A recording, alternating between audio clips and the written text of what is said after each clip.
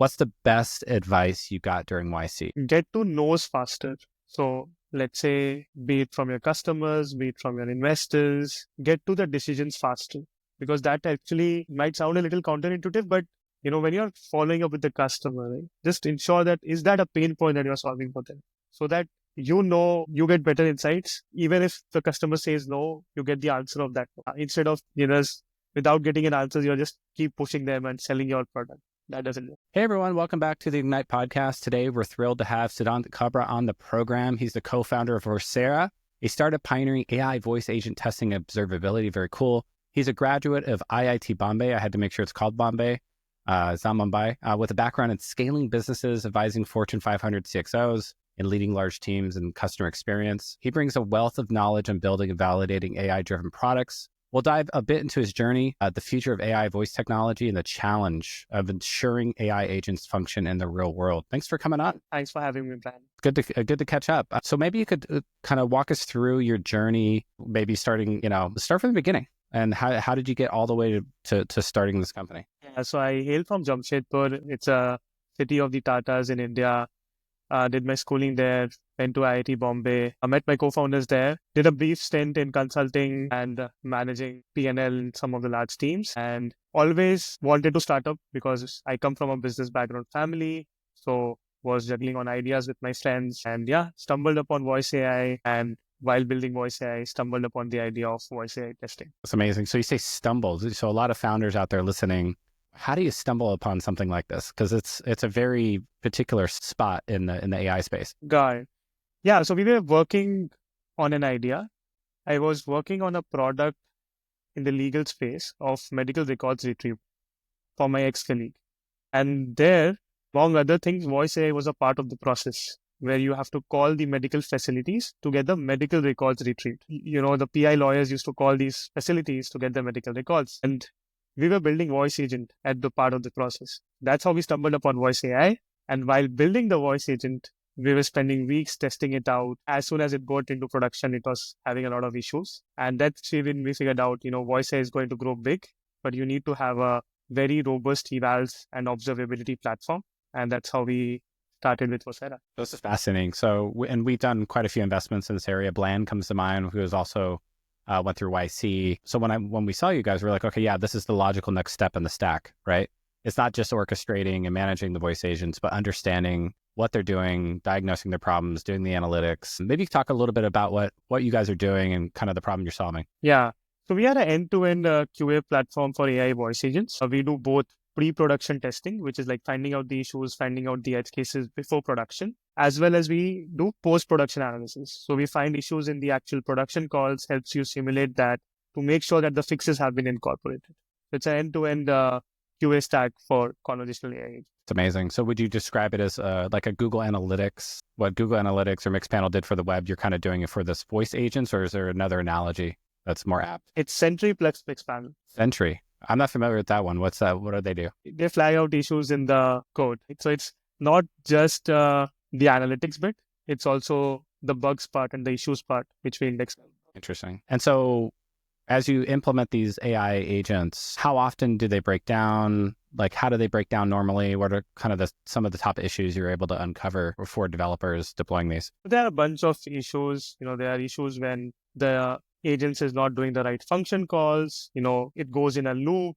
It is not following the instructions correctly. We have cases where instead of, let's say, doing the right transfers, the agent gives the customer the options of where it has to be transferred because it's referred to the knowledge base. Perfect. And so what are some common mistakes companies make when launching voice AI agents? The common mistakes that companies make is they have not rigorously tested these agents through all these edge cases because, Gen AI's LLMs are indeterministic. So you have to make sure, you're covered through all the edge cases. The function calls are getting triggered correctly. There are different kind of customer personas, right? There will be people with different accents, people with different voice imperfections, how the agents are responding to those scenarios. So not doing the proper red teaming of these agents is one of the very important thing which companies miss out before going to production. Is it basically just regression testing for voice agents, kind of in the same way we used to do it for code? So it's actually a process, right? Regression testing is the first part of the process, yes. So before you go into production, you have to make sure, you're testing for specific use cases and then generating hundreds of different regression tests. But let's say once you go into production, you have to analyze the production calls, find issues in the production calls, simulate that, create your test cases out of CI/CD pipeline out of it. And then once your agent is up to the mark in that process, you have to move up the ladder and see where the call drop-offs are happening or call transfers are happening so that you can increase the scope of your agent and keep growing. So it's like a flow which is there. Obviously, regression testing is the most important part of the process. Yeah. So interesting. So what's the normal outcome? Like, okay, now there's an issue, right? Oh, it was doing A, I expected A to lead to B, and now it's not leading to B, it's leading to C. What do I do about it? Is it some combination of better reg or better prompt engineering or switching the model back to 3.5 turbo? Or like, what do people do about this when developers do about this when they uncover a problem? Yeah, you covered a lot of it. So basically, there are few things that people experiment with. One basic thing is, they just get the findings and index on the prompt. The other things is, the A/B testing of the models that people do. What we have figured out, a lot of our customers do, they get our findings and they just pass it to the GPT and ask GPT to fix their prompt. So they put in their prompt and put our findings and they just put into the GPT to fix it. It's amazing. So you could literally talk to ChatGPT 4.0 or whatever and say, hey, I'm expecting this outcome and I'm not getting this outcome. Can you explain to me how I would inject the prompt better to get the outcome I want? And correct. GPT can kind of reason through it. Correct. So they give the prompt, they give the issues that we highlighted and the instances where these issues are happening, and they ask GPT to fix it. It's amazing. So it's a kind of meta. So you can almost just say we're already using AI to recursively improve AI in a way. Do you think we're heading into a hard takeoff in the next 5 years? Is it like a hard AI takeoff? Or will it have a nice smooth takeoff? No, for sure. Self-improving AI agents is my bet to be the very hot takeoff. We are heavily bullish that in few years, people will build self-improving AI voicing. Yeah, that's pretty amazing. And I already do this in a lot of our Team Ignite Ventures firm-wide AI workflows, right? I'll say, hey, I gave you this thing and you've got this wrong. Can you explain how I can not get this wrong in the future? And it'll be like, oh yeah, here's what you do. Change this prompt to this. And we already have an Airtable wired up. So every time a startup submits their pitch deck and all their information, we use Airtable just to go through it with a 4.0 call and basically prioritize that startup. And so I know which ones to talk to first. It doesn't make my investment decisions for me, but it does a pretty good job of saying here's who you should talk to next. And so I'm constantly just pushing the team to use ChatGPT in every single use case. Just everything you can think of. I don't even write emails anymore. I'll copy the email into ChatGPT, and then I'll just tell ChatGPT with my voice. I'll press Windows H because I'm on PC. I'm a PC nerd. Windows H, and then just voice record the speech to text. Here's how I want to reply. Here's some things. Blah blah blah. Da da da da da. Because you can speak at 2 or 3x what you can type at, and then it'll write that email for me better than I could probably write it myself because it's PhD level verbal reasoning. And then I'll just copy and paste that email back into Gmail.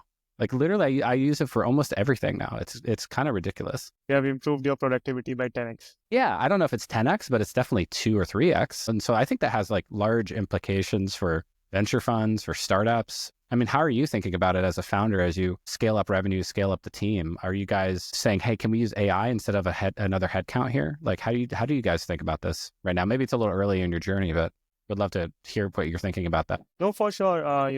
My engineering team, their productivity, as per their verbatim, has increased 10x using Cursor.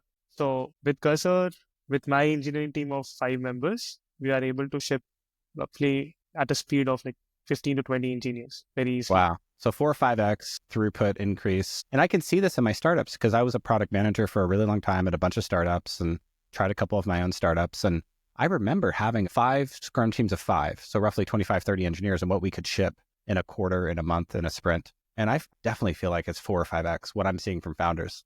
They're showing me a roadmap. The old joke about roadmaps is your quarterly roadmap was really your annual roadmap.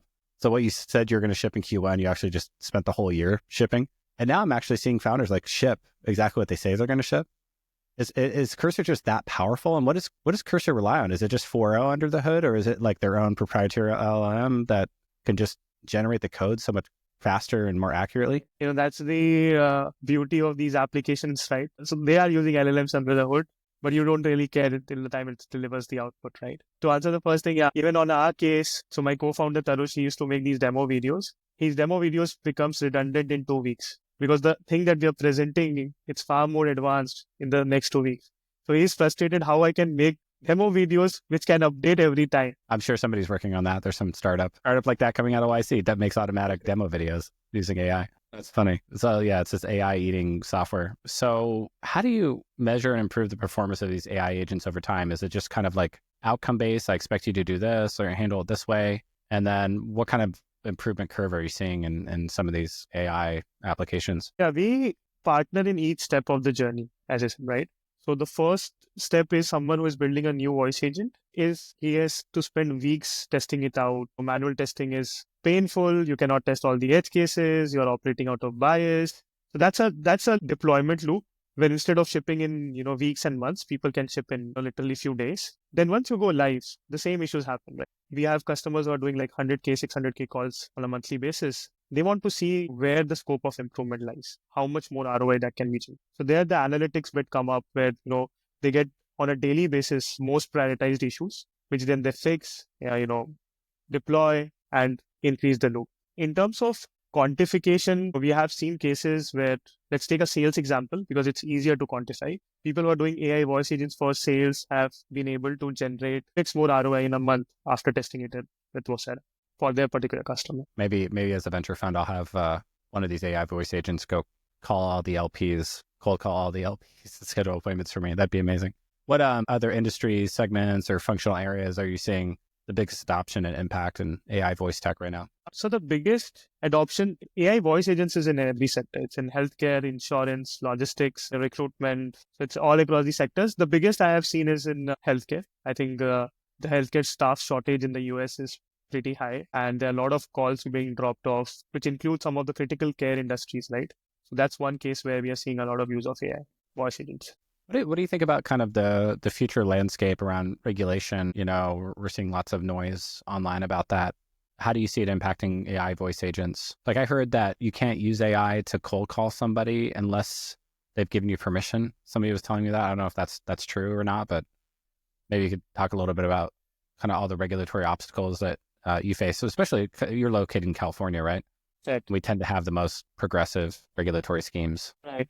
So as you rightly mentioned, the outbound calls, it's not completely cold outbound calls that people do. It's basically the intent classified or, people shown interest in, some website or there was assistants who weren't able to pick the calls and did not have bandwidth. Those sort of calls is where people are doing these outbound calls. And that is why the ROI is also getting high because there's already intent from the customer. In terms of, overall compliance, that is one of the checks that we do. That's why healthcare and insurance is our biggest sectors because it's a very highly compliant industry. You have to make sure, you're asking the right thing, not asking any sensitive information. Those are the checks where we do with our platform. AI could basically keep all that in its memory and know like, oh, I can't ask you what your race is before I give you like a mortgage quote, stuff like that. Whatever the regulatory rule is, it can keep all that like in the prompt, in the memory. Exactly. And we create a lot of adversarial personalities which try to break your agent and see whether it's doing that or not. Oh, that's interesting. So that's part of the service that you offer. It's like, hey, if you're a bank or a regulated financial institution, we already have all that regression testing we can put against your AI agents to make sure that they're not breaking any laws. That's amazing. That's worth a lot to them because there's a real cost to breaking those laws, right? Speaking of which, where do businesses or should businesses draw the line between automation and real human interaction? Because I think about this as a consumer, right? If I call my bank and I'm just, I have questions, right? And if you can have this AI that's PhD level and has access to all my data and has access to all the bank's data or insurance company's data, I'd almost rather communicate with an AI if it can just answer my questions and get the job done. But at some point, maybe I'm irate or I'm angry. Where do you see this kind of evolving between the AI handoff to a human going forward? It's obvious that it's going to take some percentage of the call center and automate it. What percentage do you think that is? And where do you need to get a human in the loop? Or how do you test that in your platform? It's an interesting question. The current state is that the AI is taking the level 1 queries. So it's augmenting the human workforce with after hours and the extra bandwidth. But the kind of advancements we are seeing, it's destined to take a lot of shares of these call centers in the next few years. to an extent, I was talking to one of my customers and his insight was that after 5 years, human interactions will be a premium and AI interactions can be commoditized. So you pay the extra service cost. Like if I buy a Dell computer, it's like pay this, the extra few $100s to have the human tech support. Yeah, that was his bet. Pretty interesting insight. The significance of human interactions will increase. Like currently, if you get up speaking to someone at the call center, you don't like to wait in line. You get angry at people, and then this human behavior will change. When they speak to AI, there will be different consumer psychology that is going to play in, right? And which will deeply inculcate. So after a lot of years, like 6-7 years, we'll see better human quality interactions because it's a premium that's there. Yeah, and you can almost make a case that if we keep recursively improving AI at the rate that we've been improving it, and shows no signs of stopping, in 5 years, like most people will prefer to just talk to an AI. Can I talk to the AI, please? Because the AI will be infinitely patient and knowledgeable, and it will just be better than humans in every measure. Except maybe if you're angry. And maybe even that. Maybe if you're angry, they'll even be better at diffusing the situation. Yeah, you can let your anger out to the AI. Right. Yeah. Call the AI a piece of shit. And it's like, you're right.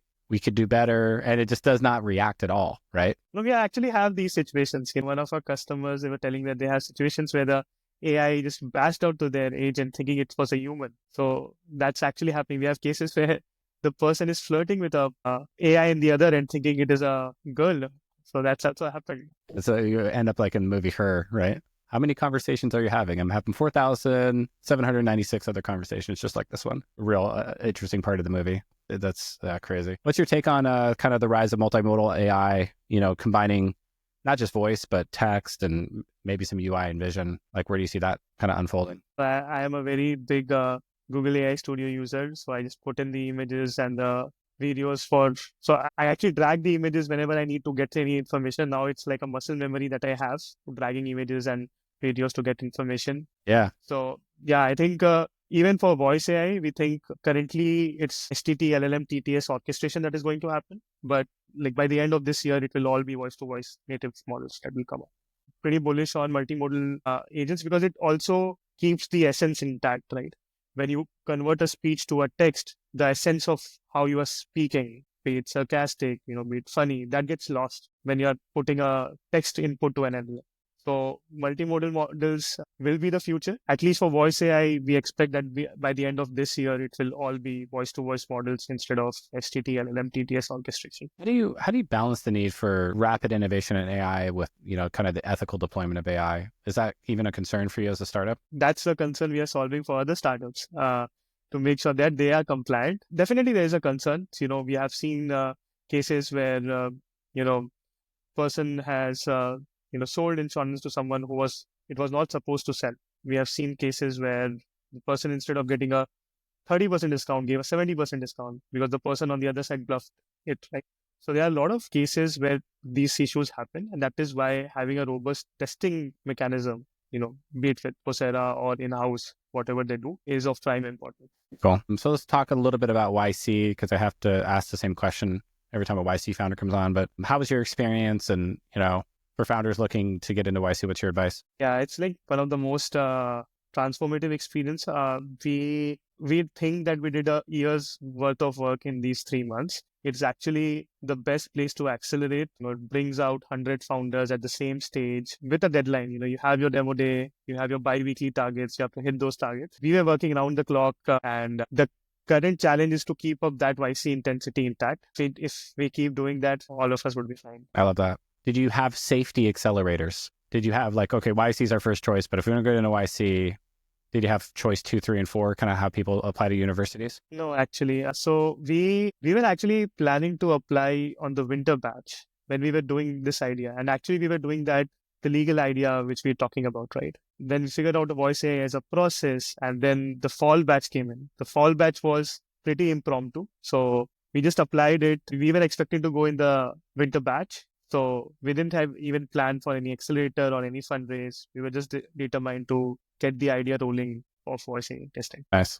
Have you heard of any other good accelerators that you would recommend startups apply to if they don't get into YC? Like, of course, like Techstars, there's 500, there's Plug and Play, there's a bunch of others, but are there any others that kind of come to mind? Yeah, I've heard South Park Commons People said there's good feedback about it. In India, at least, there are two programs which is there. In the US as well. It's Antlers program and Entrepreneur First. I think these are the two accelerators that exist. Yeah. South Park Commons I haven't heard of yet, so I'll have to get in touch with those guys. Interesting. One of my friends was mentioning about it. Not have much context, but he had a pretty good experience with that. It's awesome.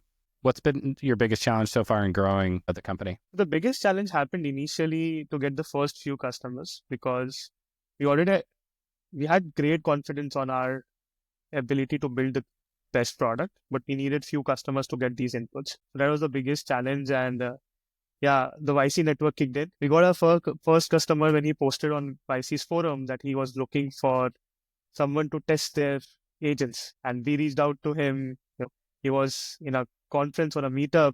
We went outside the hall, waited for him, converted him on the spot. Yeah. Later, he turned out to be one of our angel investors. So that's amazing. Talk about doing things that don't scale. Just corner somebody outside the hall and get them to buy your product and also invest. This episode of the Ignite podcast is brought to you by our friends at Build, spelled BYLDD. Build is a development agency that specializes in helping early stage startups, especially non-technical founders and teams, build and launch scalable revenue generating software products.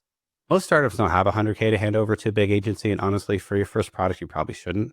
Sure, you could try rolling the dice on some freelancers, but that's a gamble with unclear costs and a lot of project management headaches and no guarantees. That's where Build comes in. For just $10K in about a month, Build can turn your validated idea into a real product that's ready to go to market. It's a smart, efficient way to build a foundation for a company of any size. And yes, companies that start with Build can and have scaled very large. Their clients have gone on to be backed by YC, Y Combinator, and Google, and raise funding at multi-million-dollar valuations. Ready to get started?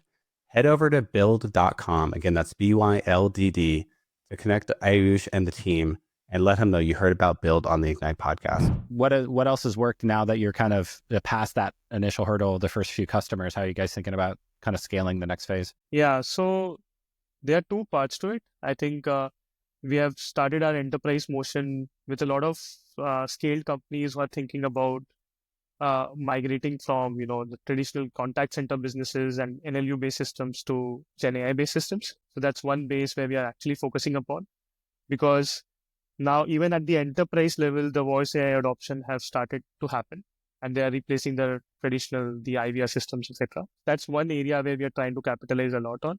Secondly, a lot of growth is coming, with our customers growing pretty fast, because they're testing it out in Vocera. They are scaling their customers and they're increasing the call volume. So they need more observability. So that's one thing where we are heavily focused on, is farming existing customers and making sure that they grow pretty fast. How does Y Combinator help you get connected to all the other YC companies that could be potential customers and investors? I'm always curious, because that's kind of like what we're trying to do at Team Ignite as well. And that's something I struggle with. We gotta get the jobs portal up there. We're looking into a platform that does that for us. We have the Airtable with the portfolios, so you can see who's in the portfolio and who you might want to talk to. And then we have like a partners list of service providers and partners that specialize in different areas like finance and sales and marketing, et cetera. How else does YC kind of facilitate those connections in the community? Obviously, there are a lot of YC sessions that happen every week where the batchmates comes and even the alums are invited. So there you get to network with a lot of companies and alumni. Secondly, So what are these things? They're events where you come together and talk about stuff? Yeah, so there's demo events where, you demo your product and, the batchmates and alums give feedback. This is in the program. Yeah. Yeah, this is in the program. Secondly, there are a lot of informal YC events that comes in. YC community itself create a lot of events. So there's a YC voice AI events that comes in. There are different groups and meetups that regularly happen, right? Even outside of YC, focused on YC. So let's say a YC founder hosted it for YC companies. So that's a place where you get to network with a lot of people. Additionally, it's just access, right? Let's say if you're reaching out to someone, he has also done the program. So that brings that credibility, and they're You're ready in the same to come to the portfolio. fore. You've done the same program. There's a little camaraderie there. Like, hey, you're YC, I'm YC. And so people will give you the time of day because of that. Correct. It's kind of it's like a club. It's like your alumni at some university.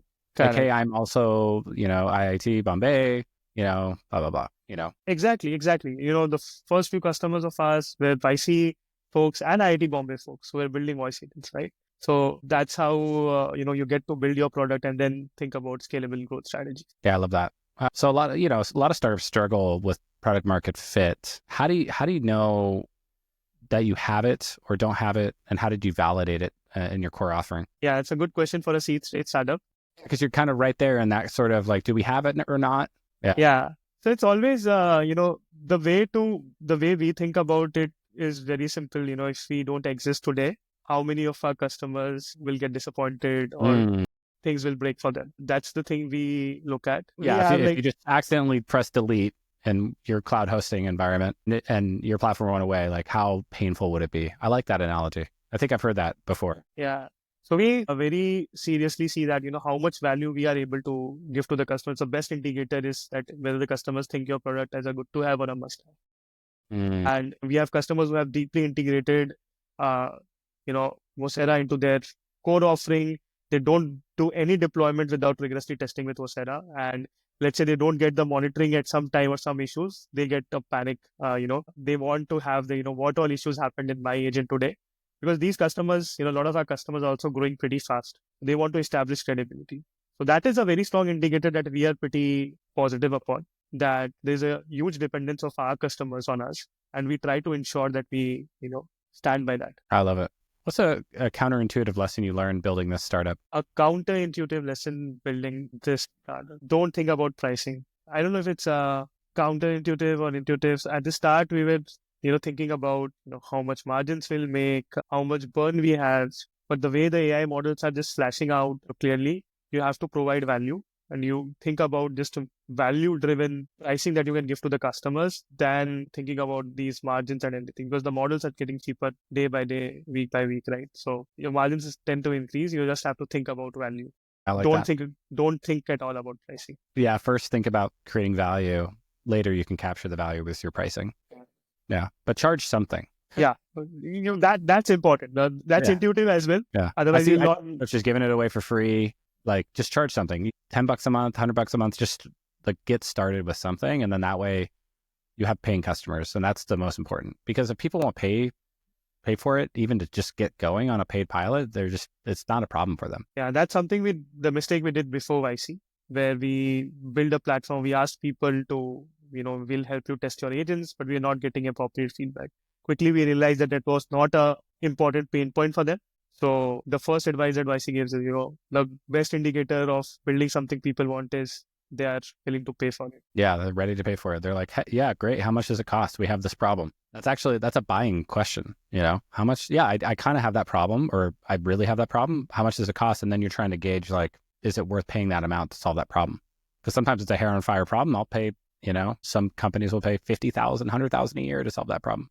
Yeah, and that's a great problem to have. So what's next for Vocera? Like, what should we be watching for in the coming year or two? Yeah, so over the past 6-7 months, we worked a lot on improving the eval setup. So when we started, you had to define the metrics individually, and we used to give you the output of individual metrics. Now we have removed that process completely. So while you can, but you did not need to define any metrics. Even without defining the metrics, we flag out all these issues. Now what we are actually working on is a prompt optimizer, which is taking our feedback and giving you the recommendations right away so that you can improve your agents directly. It's like, hey, we uncovered this in the testing and here's the solution. And we already tested the solution and it worked. And you just have to click to implement it. Yeah, that's the giving you potential options for the solution so that you can actually check and implement that. Yeah. So imagine, 5 or 10 years from now, kind of what's the long-term vision for what you guys are building? We want to be the go-to platform to build reliable voice agents, making sure, agents are well tested around all these edge cases. Even if your agents are trying to do something wrong, there is live guardrails which can cut the call, transfer it back to the same state. So if I have to say it in few words, it is the go-to platform to build a reliable conversational AI agent. Awesome. Love it. Well, let's switch to a rapid fire to kind of wrap up. Sounds good. What's the biggest misconception about AI voice agents? That it's an advanced IVR. And maybe you can unpack a little bit what that means. It's just an IVR which can speak. So people think that instead of now typing, the person is responding like an IVR. People who are not aware about voice AI, they don't know the understanding that it has developed to handle complex tasks. Got it. What's your go-to AI tool or software you can't live without? Google AI Studio. What and maybe you could tell, I'm not as familiar with Google AI Studio. What are its capabilities? What can it do? So basically the multimodality is the best there, what I have figured out. I just drag out all these images, videos. I need to process something at a quick span of time, create a good follow-up with the context. It's always there in one of the tabs. Where instead of copy pasting or anything, I just take the screenshot, drag it out, and ask it to summarize it. Who in the AI space do you admire most right now? The DeepSeek folks. Yeah, tell me more. So basically, there's a thing in when Sam Altman came to India, he said one thing, that it's hopeless to compete with OpenAI because the model level play is already done, and they just inverted that argument by building out a model equivalent to OpenAI models at like 1/100th of the cost, 1,000th of the cost. So that's something which gives confidence that small startups with limited funding, they can challenge it. And it's also a question to a lot of investors that even OpenAI does not have a moat. That's why I didn't do an AI fund and invest at the foundational model layer, because I kind of knew that coming from AI.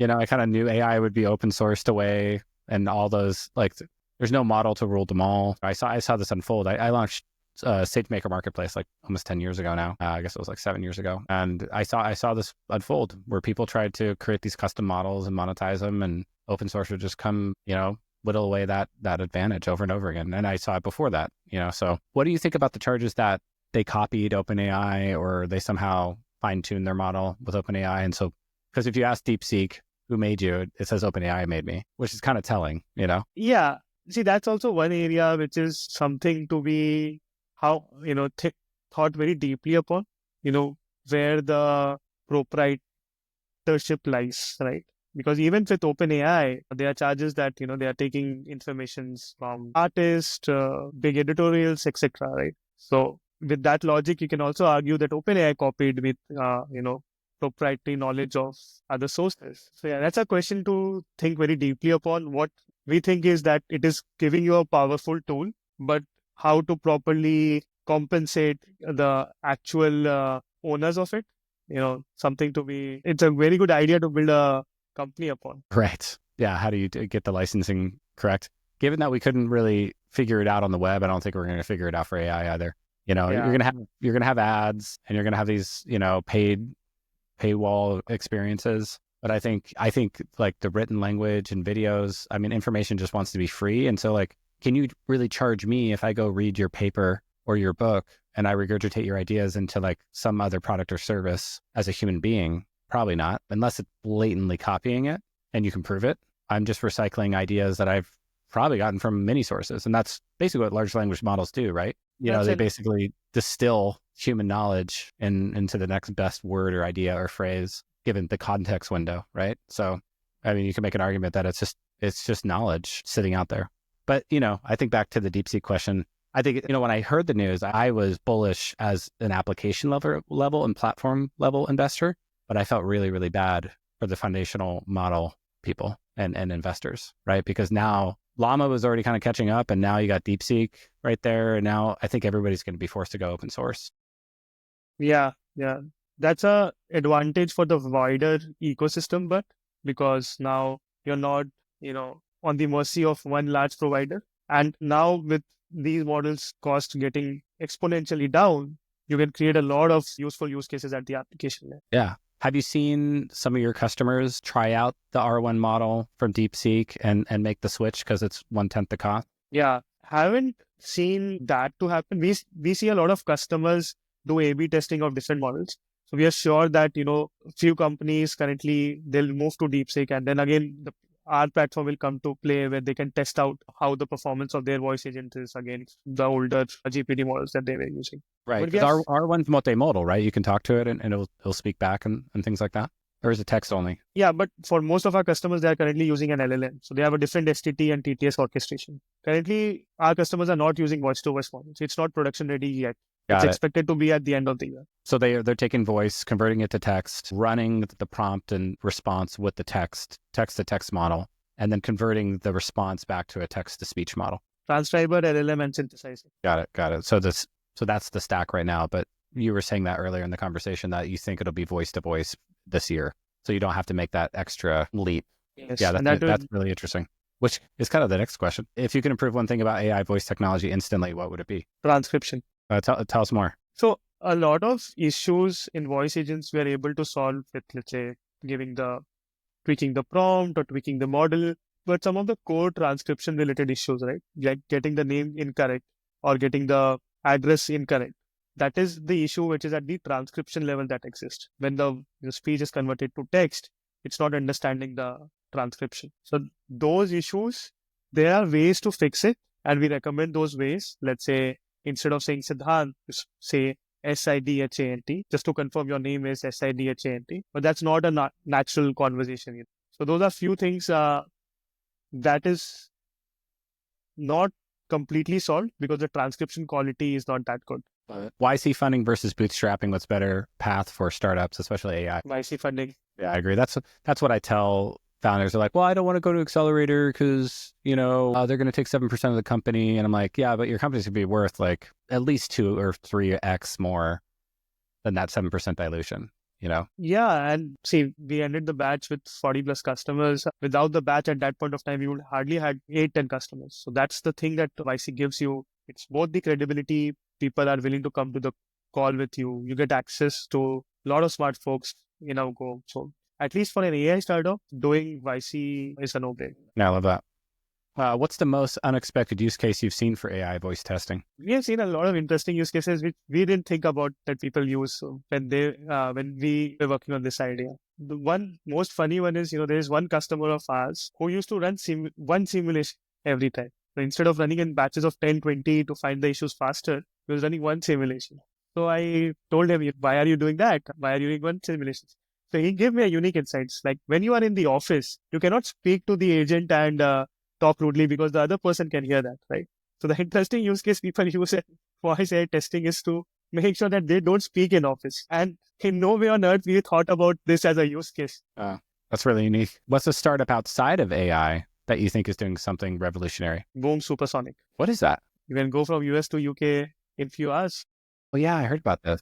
So it's like kind of the new supersonic intercontinental jets, right? Because they retired the one, what was it called? The Concorde, I think, like decades ago. I think it flew its last flight in the 90s. But so now you can fly from you said LA? Yeah, I just saw the YC video that they posted. I don't know exact, but I think in few hours you can go from the US to London, like in a matter of few hours. That's cool. That's a really hard tech idea. Currently, we are seeing a splash of only AI first ideas, something that revolutionary happening. Pretty interesting. Yeah. Well, AI is also eating all the other things like engineering, material science. It's making all those people more efficient at creating and building, right? So, and then you got robotics kind of coming down too and doing that. So yeah, it's a really exciting time. What's the best advice you got during YC? Get to knows faster. So let's say, be it from your customers, be it from your investors, get to the decisions faster, because that actually might sound a little counterintuitive, but when you're following up with the customer, right, just ensure that is that a pain point that you're solving for them, so that you get better insights. Even if the customer says no, you get the answer of that. Instead of without getting an answer, you just keep pushing them and selling your product. That doesn't work. What's one book or podcast that every founder should check out besides the Ignite podcast? I think Founding Sales, that's a book that YC gave us and it was pretty good. It covered end-to-end playbook of how to think about first few customers, how to get those customers.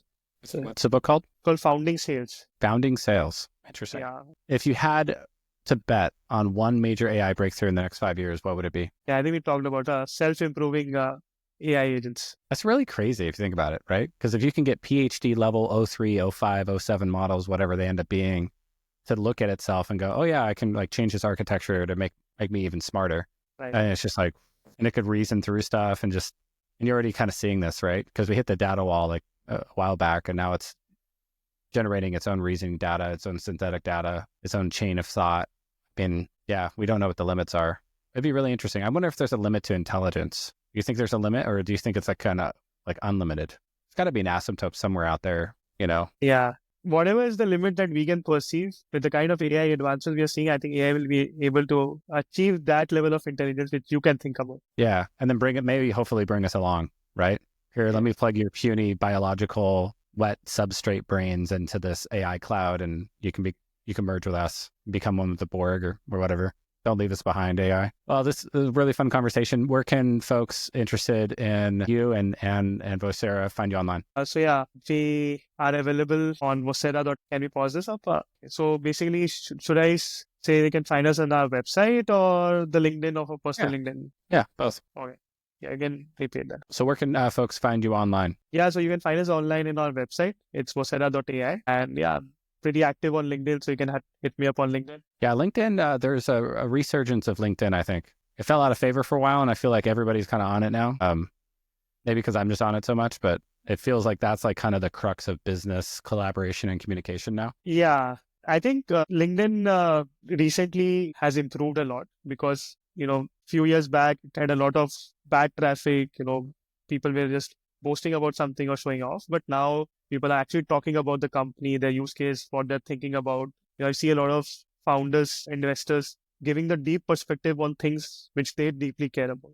So I think there's some resurgence because people are being genuine if they're using AI to write those posts. Probably, but the AI is getting better at taking your intent and what you want to say and making it interesting, I think. Makes sense. Well, thanks so much for coming on. Really fun. Thanks a lot, man.